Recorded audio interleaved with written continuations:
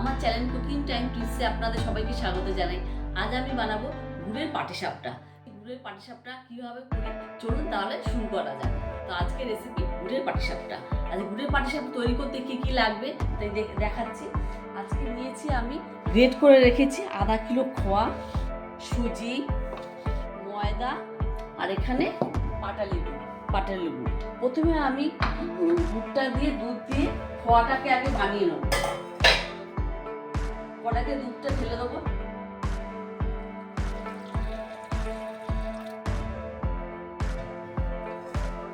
কড়াইতে দুধটা ঢেলে দিয়েছি, এবার এর মধ্যে খোয়াটা দিয়ে দেবো।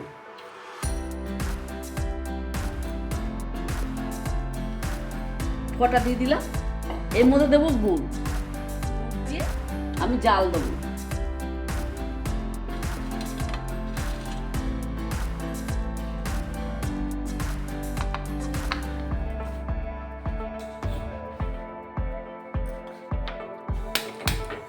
গ্যাসটা ধরিয়ে নিলাম, এবার কড়াইটা বসানোই আছে। আমি এবার এটাকে খোয়াটাকে তৈরি করে নেব।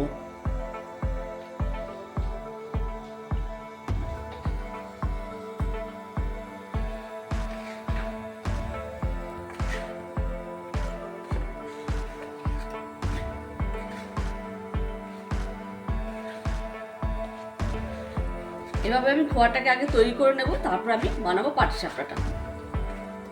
এটা পুর দেবো।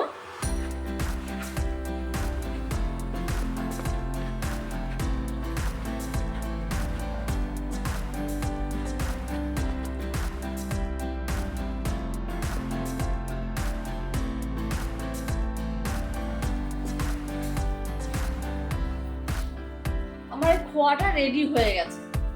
আমি এবার এটাকে একটা পাত্রে ঢেলে রাখবো।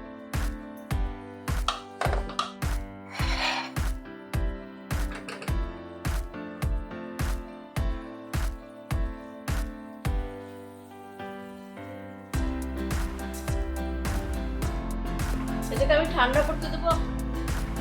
ঠান্ডা হয়ে গেলে একটু শক্ত হয়ে যাবে।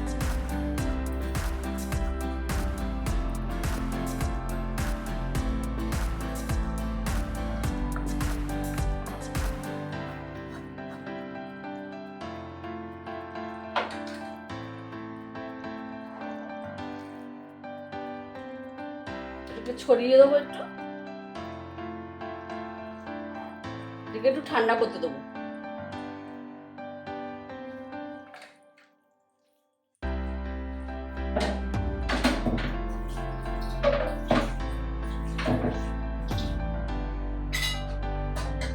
এটা ঠান্ডা হতে হতে ততক্ষণ আমি পাটিসাপটার গোলাটা তৈরি করে নেব।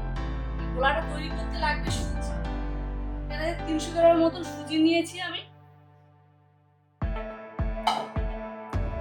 250 গ্রামের মতো ময়দা নিয়েছি। এর মধ্যে কিছুটা গুড় দিয়ে দেবো।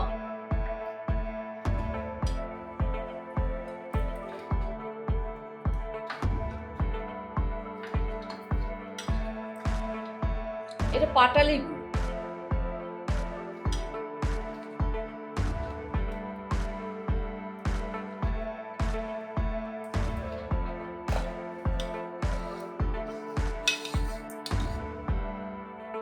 পাটালি গুড় দিয়ে দিলাম, এর মধ্যে একটু দুধ দিয়ে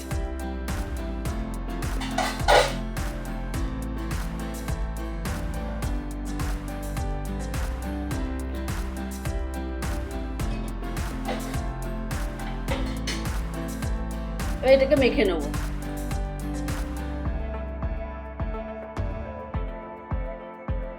দুধটা গরম, একটু গোলাতে কষ্ট হচ্ছে, এটা আস্তে আস্তে গুলিয়ে নেব।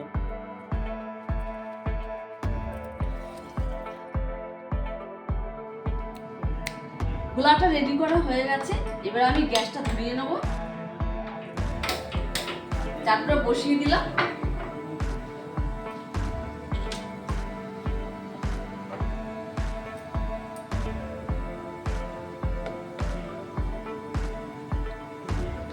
চাটটা গরম হোক, তারপর আমি একটা একটা করে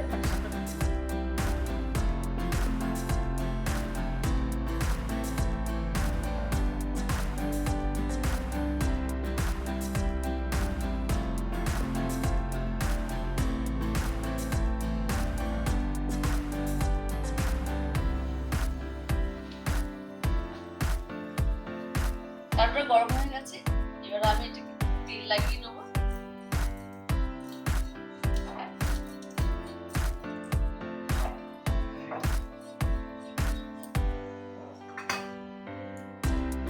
এবার এক হাতে করে গোলাটা দিয়ে দেবো আমি।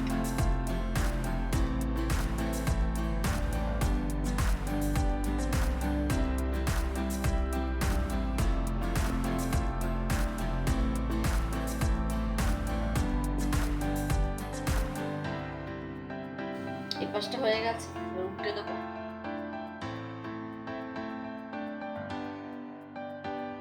আমার পাটিসাপটা হয়ে গেছে।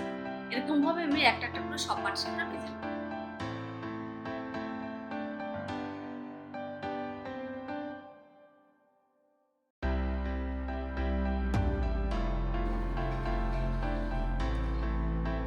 গোলাটা একটু গাঢ় হয়ে গেছিল, এর মধ্যে আমি একটু দুধ মিশিয়ে দিলাম। মিশিয়ে ভালো করে নাড়িয়ে নিলাম।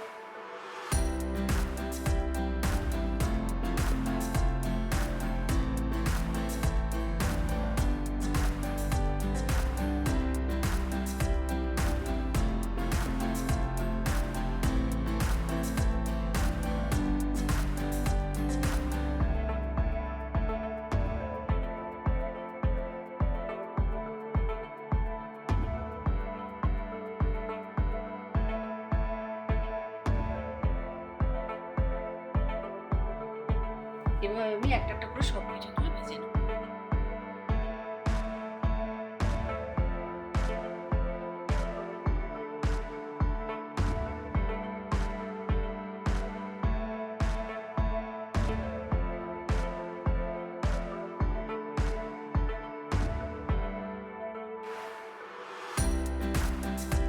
আমার পাটিসাপটা হয়ে গেছে, আর একটা বাকি আছে, এই হয়ে যাবে।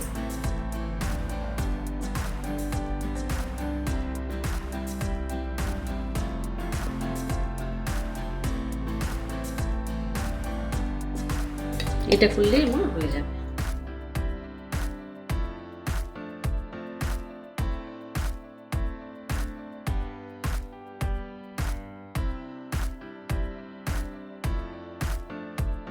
আমার পাটিসাপটা রেডি হয়ে গেছে, এটা করলেই লাস্ট হয়ে যাবে।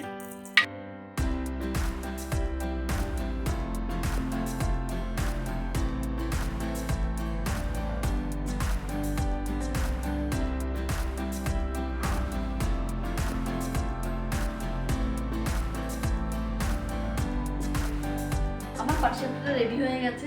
তো আমার পাটিসাপটার রেসিপিটা কেমন লাগলো, যদি ভালো লেগে থাকে তাহলে লাইক শেয়ার কমেন্ট করে জানাবেন এবং সাবস্ক্রাইব করতে ভুলবেন না।